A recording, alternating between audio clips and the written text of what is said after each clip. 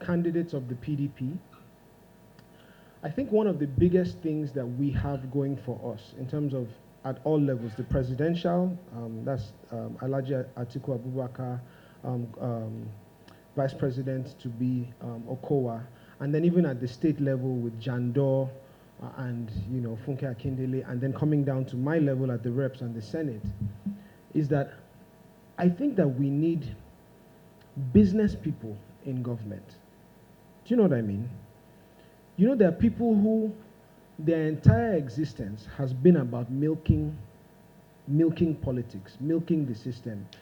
Their fathers did it. They have now come as their children to milk the same system. They've never had to build a company. They've never had to come up with an idea to generate revenue, to create jobs, to hire people. I think if you look at every candidate, at least as far as Lagos, maybe not every candidate nationwide, I don't know, you have to go and do your research. But as far as the national level in the PDP, and then down to Lagos and the candidates that are on the ballot, you will find a track record of two things. You'll find a track record of businessmen and women, people who have built companies, have provided hundreds or thousands of jobs in various sectors. If I'm talking about myself, at least you people know my story. Music, Nollywood, Suya Bistro. By the way, eat at Suya Bistro. We're all over Lagos. Hello, support the ministry.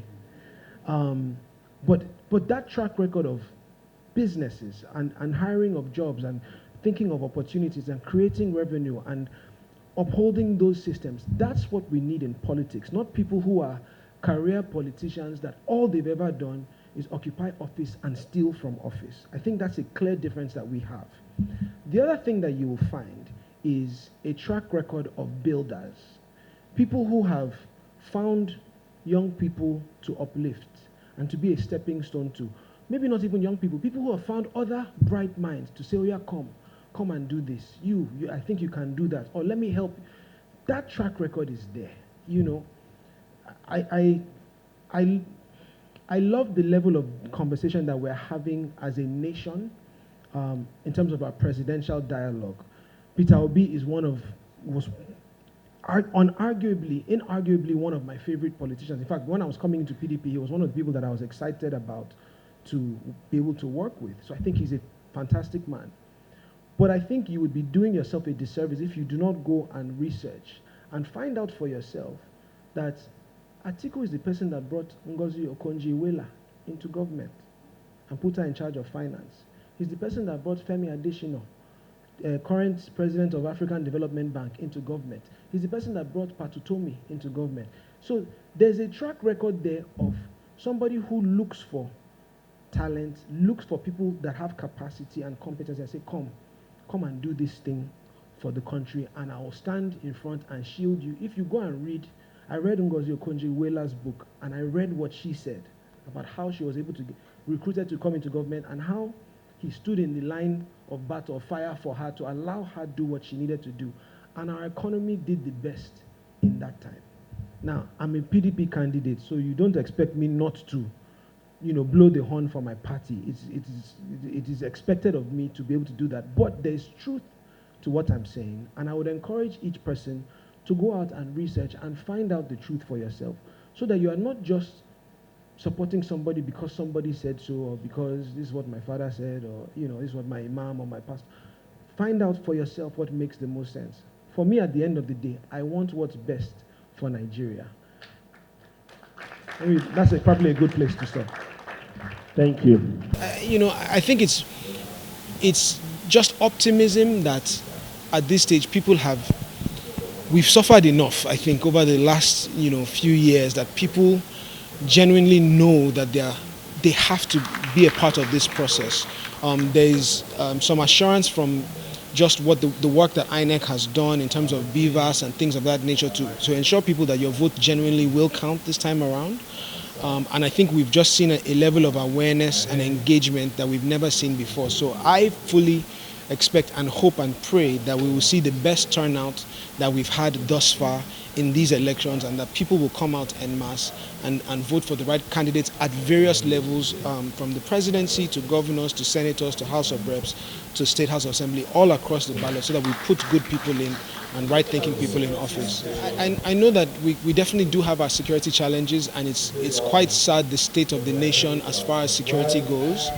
I would say that the more that we show up, the less chance that, insecurity can happen. So in other words, if thousands of people are at the polling units and they're there and they're watching the votes being counted and all of that, then it's, the more that we show up, that's the way that we defeat rigging. That's the way that we defeat insecurity. Just everybody show up and everybody wait for the whole process. It's when it's a manageable crowd that they can do what they need to do. And INEC has assured us that any polling unit where anything funny happens, they will cancel it.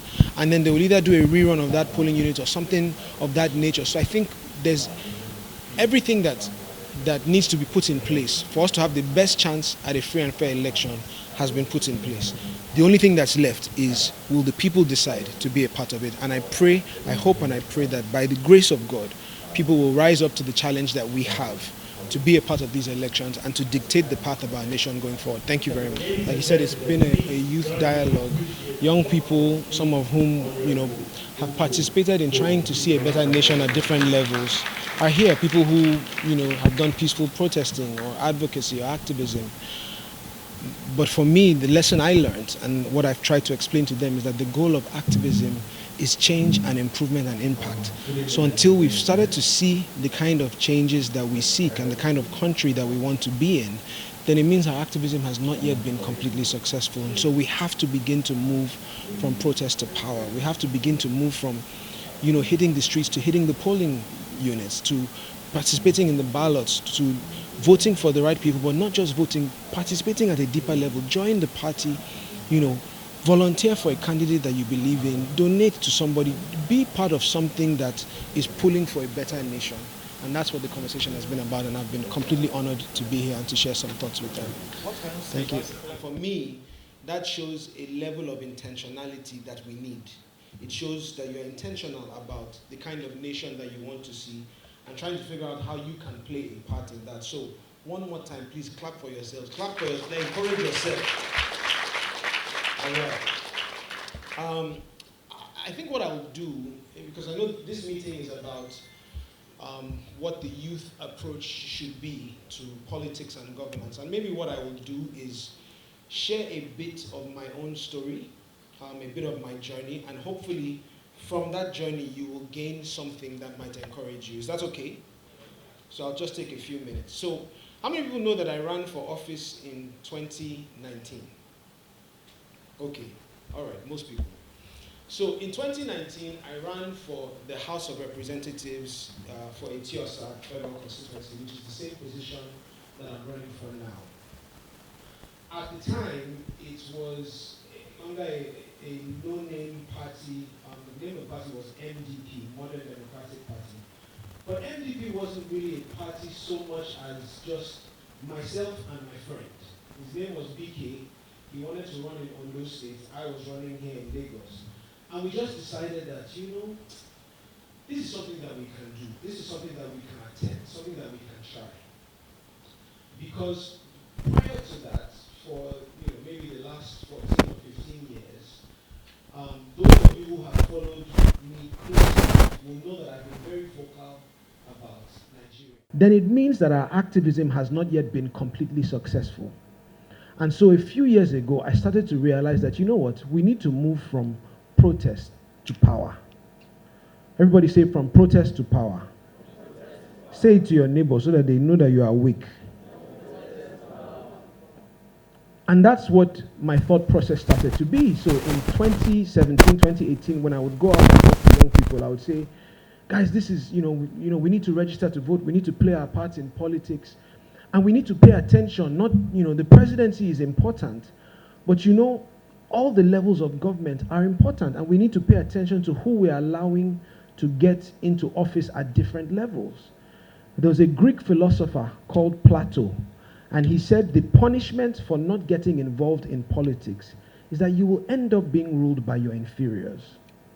And those were the things that I couldn't get those words out of my head, and I would look around, and sometimes during election season, it is people who should be in exile or in jail that you will see on the posters of the walls during every election season.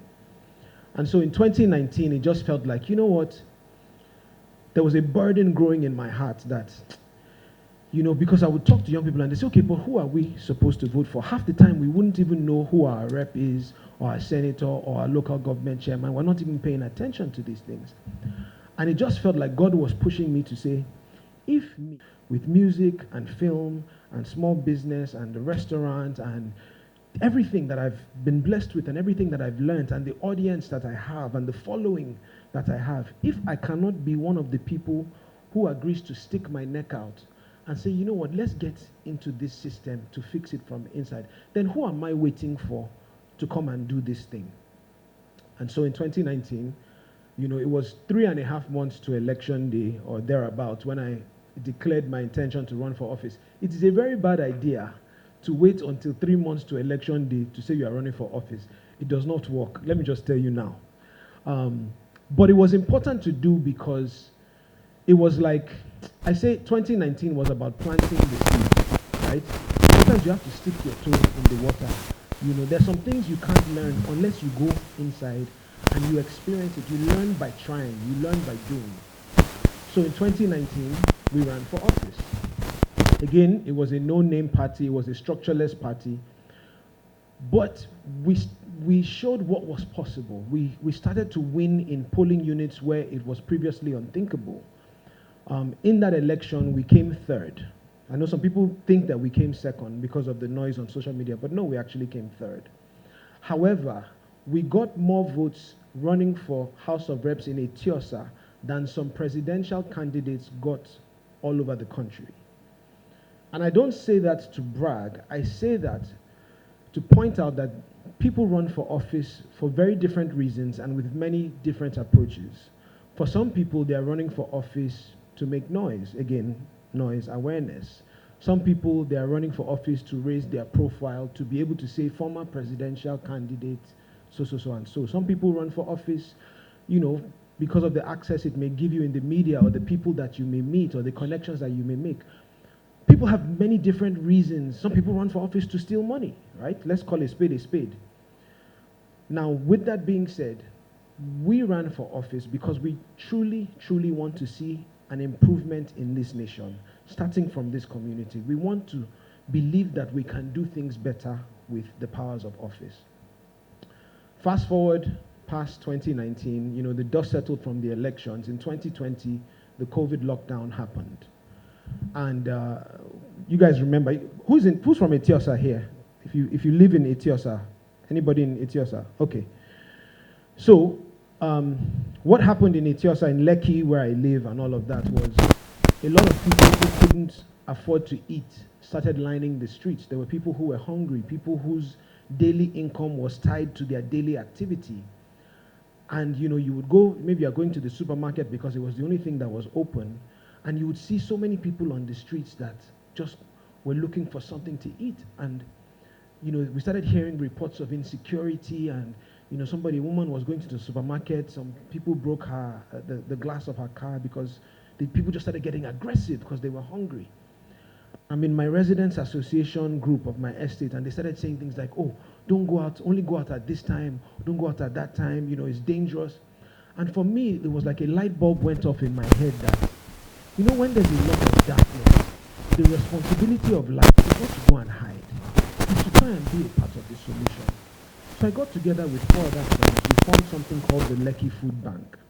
And we started going out every day during the lockdown. Every week, we would galvanize support from people in the area, neighbors, residents, just anybody that we could find to, let's put resources together. We started feeding people in the community. Until today, Lekki Food Bank has fed over 150,000 people in Lagos State, to the glory of God. I think you can clap for that. Now, when I was doing that, good evening, sir. I greet you, sir. When I was doing that, I wasn't doing it because I knew that I would run for office again. I wasn't even sure, to be honest with you. 2019 took a lot from me and from my family.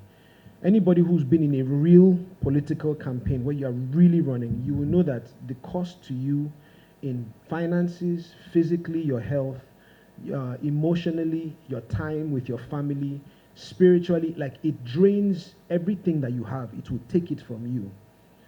And 2019 was also the year, for those who have seen our testimony online, it's on YouTube if you've not seen it, but my wife and I had been trying to have a child. We had done IVF 3 times. We had lost twins in the process. It was a brutal year. And so coming out of that, I wasn't sure if I would run for office again and whether it would be now or, I would just put it to the side, go back and pick up the pieces to my life, figure myself out, and then, come back later. Inside. For things like the currency value, it is insane to me and to most people that have sense that we have 2 different foreign exchange rates. The rate that the government insists on internally within the banking system, and then the one that is available to the average person. Because there's so much corruption that has gone on, allegedly through these things where you're a friend of, somebody that is powerful enough, and they can sell you Forex at a reduced subsidized rate. You can turn around, the minute they finish selling to you, you will get a phone call from people that are going to buy it from you. You don't even need to have an office. You don't need to hire one person. And you have just used the scamming of the system to make millions or trillions of naira. These are the kinds of things that need to stop. The madness needs to stop. And that's what putting people who can go into the National Assembly and have these debates and have these conversations and say, this is the policy as a nation going forward. There's no preferential treatment to anybody. Well, if this is the true rate of the naira, let it be the true rate of the naira. And then let us work on improving our economy, that the naira gains value by itself. Not this inflated, weird thing that happens with our Forex or the thing that happens with fuel subsidy. And so there's so many things that are within the purview of your representative to fight for and to discuss and to debate and to argue for and to start to right those wrongs. But it will take putting people who have this mindset, giving them a seat at the table to have these discussions. When people talk about the problem with Nigeria, one of the most frequent words you hear is restructuring. Restructuring. We need to restructure. The Constitution is bad. We need to restructure. Fine. The Constitution is a flawed document, but it's not a final document. It's a flawed one. It just means people need to sit at the table and say, yeah, unpack this thing. Where did we get it wrong? What do we need to adjust? But you can only do that through the National Assembly. Your president cannot change your constitution by himself. It doesn't work like that. So that's why the National Assembly is so critical. These are the things that your representatives and your senators will be sitting at the table to discuss and try and make adjustments to. And by God's grace, so you will give